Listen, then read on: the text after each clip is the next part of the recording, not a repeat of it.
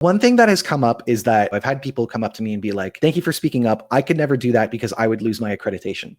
You might know this already, but I did not get my accreditation this year either. After I was declined, there were certain people talking to me about how they were also declined. And I put out a call out. I asked, if there were people who had been previously successful in getting their accreditation who were declined this year. A number of people got back to me. And do you want to guess what the through line was of all of those people? It was that they had made some sort of criticism of Israel. Now, I'm not saying that that was the only reason, but it was a recurring reason. That is unacceptable.